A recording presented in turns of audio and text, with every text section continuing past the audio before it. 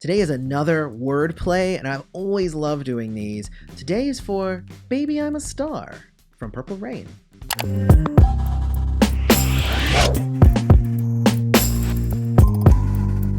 Yeah!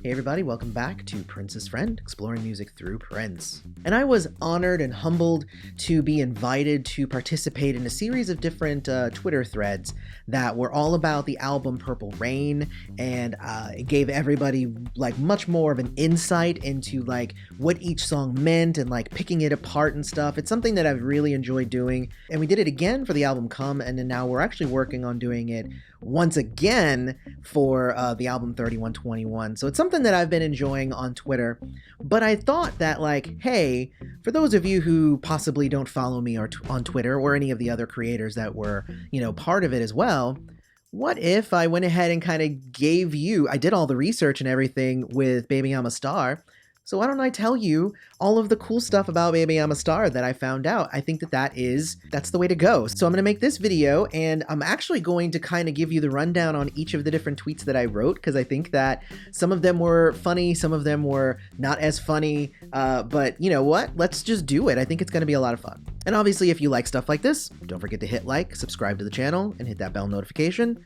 so you always know when Prince's Friend releases a new video. So Baby I'm a Star. Definitely one of my all-time favorite songs from Prince, from Purple Rain specifically. It was actually ended up on my number 2 in the top 5 songs from Purple Rain. I'll make sure to put that as the pinned comment here on this video. But the very first thing that I noticed when I was looking at Baby I'm a Star is that there's no punctuation. It's Baby I'm a Star. So it was either like, it should be Baby, comma, I'm a Star, and not, because otherwise you're talking about a specific kind of star. It's a baby, I'm a star. I don't know, it just seemed really weird to me that there's like no punctuation here. And maybe that's a song title thing, because I don't really see a lot of punctuation like commas and stuff in a lot of songs, but being the grammar person that I am and the writer, like it screams out at me. But it's one of those songs that like no matter when you listen to it, it has this timeless sound to it. Like there is nothing like Baby I'm a Star, and a lot of people might think that it's one of the more kind of like more party, kind of more frivolous songs on Purple Rain, but there's a lot to it. There's a lot more to it. But let's talk a little bit more about the song itself. It was recorded on August 3rd, 1983 at First Avenue in Minnesota, obviously. It's from the same live performance that gave us I Would Die For You and Purple Rain, and like there's a reason why it felt so energetic and amazing at the end of the movie, because these songs, even though Prince ended up taking them into the studio and remixing them and adding elements and stuff, they were recorded in front of a live audience, so it has that extra like oomph to it, which I always loved about the ending of the Purple Rain album. And it's been played hundreds of times, hundreds and hundreds over Prince's career. The biggest one that I can think of would be that he played it at the Super Bowl. So like Super Bowl was one of those times where Prince was like, hey, I need to come out here and I'm gonna sing some of my biggest songs and some other things that aren't even mine, but I'm gonna come out here and I'm gonna do my biggest stuff. And in that collection of songs, he included Baby I'm a Star.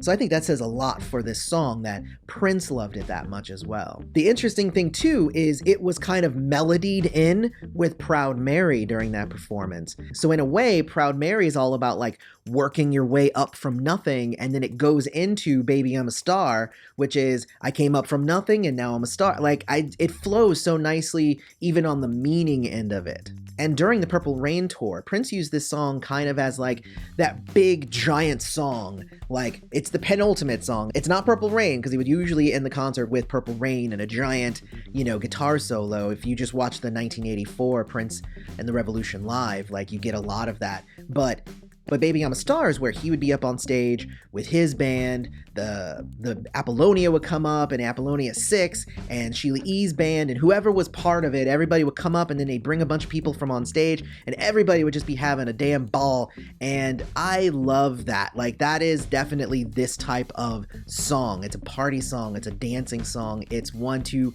get you out of your seat, and to make you excited for the experience that you just had. Like, it's awesome that way. Interesting note, note is that Sheila did that as well. She made it the final song during like the credit rolling at the tribute that they did earlier this year for Prince and the Grammys. So it was the same thing where you had Beck and you had Miguel and you had all those people. They were up on stage and everybody was jamming. And I liked kind of the return to that kind of feel. I dug that a bit. So it was a good choice for kind of a post-credit song, I guess, in this case for the Grammys. So the lyrics go, hey, look me over. Tell me, do you like what you see? So Prince was on fire. He was burning hot. He had the white frill in his tight pants, and he knew.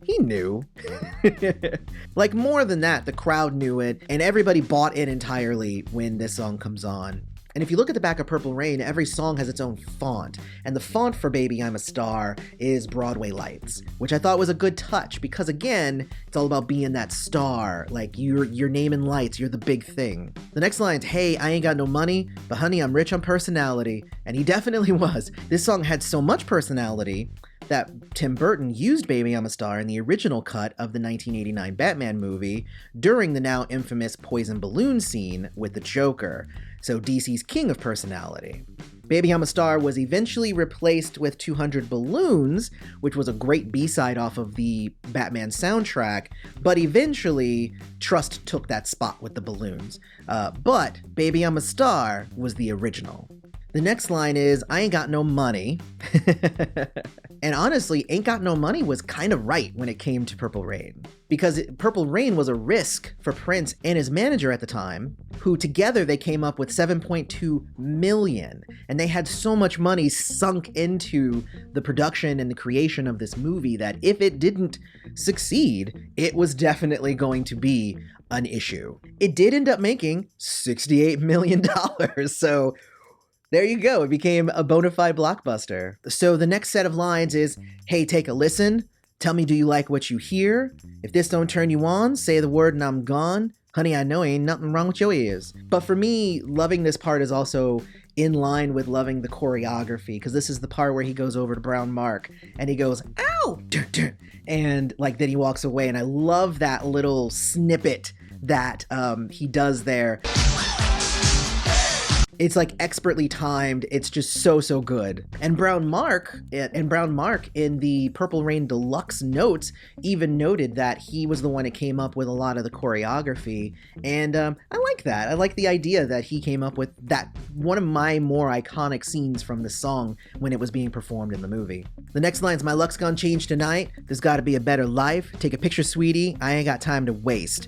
So yes, so Prince knew that he was on an upward trajectory when he was doing this song, when he was making this movie, when he was doing this album. It was a giant album, a huge movie, sold out tour everywhere, sales through the roof. He was making so much money. And then we come to another amazing moment where, you know, you get the key change, you get the intensity there. Everybody say, nothing come too easy. When you got it, baby, nothing come too hard. And that's kind of a thing with me. I've never seen that as like an egotistical thing. A lot of people would say that, oh, well, he's just, you know, he's so into himself and he thinks so big of himself. But like, if you are just really good at that thing, like if you go to a carpenter and he goes, yeah, totally, I can make that cabinet. It's nothing. I can do it in my sleep. Like, is that him bragging? Or is that him just saying like, he is a carpenter, so it is really easy for him. With Prince, music was super easy for him. And that's not pride. That's not gloating. That's just truth. Of course, at this time, Prince was kind of on that upward trajectory and he got to that mountaintop. And then we can quote a couple of other songs like Gold and Don't Play Me, where he's like, I've been to the mountaintop. It ain't what you said. So like, he realized that like, yes, he was gonna be that star, but he found out that being that star was really meaningless in the end. And then of course, since Prince has been threatening to scream and shout at people this whole song, he lets out this huge scream in the middle of the song, and I love that scream so much.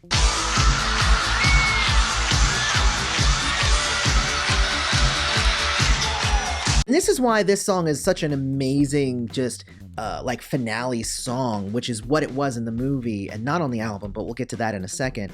But he goes from this amazing scream and then he's like, you know what? I'm finally at the top. You get me? I'm gonna blow you a kiss. And he goes, ow! And then he gets so exhausted and he's so into it that he has to take a rest. And then he crowd dives into the crowd. And then, of course, the crowd pushes him back up on stage. He's reinvigorated, so he does some Zorro dancing. And then he screams for his doctor. And this is, of course, where Dr. Fink comes in and does a really cool keyboard solo. Like, there's just so much going on in this finale of this song. Then Prince, like, basically does this where he like, ooh, I came up with a really cool idea. So he gets up on one of the speakers and he starts, essentially, he starts squirting water from his guitar onto the crowd. And you know what? I don't even want to tell you how old I was when I realized that that's what he was like, and water coming out of the end. There was a point, I think I was like 26. So this was a while ago, but I remember I was watching and I was just like, oh my God, I get it. And it was sad. I was like, how did I miss that this whole time? So then, of course, we get into the conversation of kind of the sequencing, right?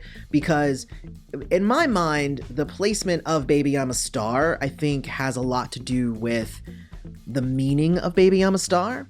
And one is kind of a little bit more joyous and the other one is kind of like not like a little bit less joyous, you know, because we've all kind of heard the comparison of like, I Would Die For You. Each of the verses is like, one is God, one is Jesus, one is the Holy Ghost, like that sort of thing. But for me, it's the sequencing for Baby I'm a Star that really matters. So if I Would Die For You is the realization of a divine presence, then Baby I'm a Star is kind of the celebration of said realization. Kind of like, I always knew there was a God, now I know that there's a God, so it makes him feel like he's on top of the world, or like he's out of this world, like he's a star. But like I said, as a finale song, Baby I'm a Star is a celebration of a new awakening. So God has come, Purple Rain, he has accepted him, I Would Die For You, and now we're celebrating Baby I'm a Star. On the album, though, Purple Rain comes last. It's actually I Would Die For You, Baby I'm a Star, then Purple Rain. And that kind of changes the context because then it turns it into I Would Die For You, realization that there's a God, Baby I'm a Star, which is celebrating the coming of God, but then Purple Rain being on kind of such a downer note kind of means like the end of the world. So it almost kind of harkens back to 1999. We know there's a God coming, we're gonna party because the end of the world is right around the corner, and then that's Purple Rain. So it's subtle, but like the context of the sequencing, this is why sequencing is so important, people. So just to round this out though, however, there is one last thing that I kind of want to drop on you guys if you guys didn't know it. But at the beginning of the song, Baby I'm a Star, there's always this kind of like, you hear the, you hear that kind of in the background. And I always just thought it was just interesting, you know, whatever. But Prince at the time was always messing around with kind of backwards on, you know, he did it at the end of Darling Nikki, but he did it on this song too. And if you couldn't figure out what it was saying at the beginning, it's because it was reversed. And here's actually what it's saying. So I fucking know that. What do they know? All they taste is what they have. Really? What the fuck do they know? Come on, baby. Let's go. Crazy. And I'm going to share with you how old I was when I found that out. And when I found that out was I was 40. This is like a couple of months ago I found this out, was that was reversed as well. So it's one of those things that, like, again, with Prince's music, you're always going to be finding new things every time you go and you listen to, even if it's one of your favorite songs, one of those songs that you've already heard a million times, you can always go back to it and be like, whoa, something else new. So yeah, hopefully this wordplay was interesting. It's not exactly the same, but there's honestly a lot to discuss when it comes to Baby I'm a Star. Like, the lyrics themselves might not require dissection and like, ooh, what's the mystery behind Honey, Take a Listen, you know, it's like, but at the same time, kind of exploring the song's meaning, its placement, some of the amazing moments during this song, That's what this is for. That's what Wordplay is here for, and hopefully you guys enjoyed it. If you did, don't forget to hit like, subscribe to the channel, hit the bell notification so you always know when Princess Friend releases a new video. As always, I want to thank the supporters of the channel, the patrons, the YouTube members. If you want to see about becoming one or the other, check the links in the description. It really helps us out over here, especially in these kind of trying times. Otherwise, may you live to see the dawn. I love you all, and I'll see you in the next video.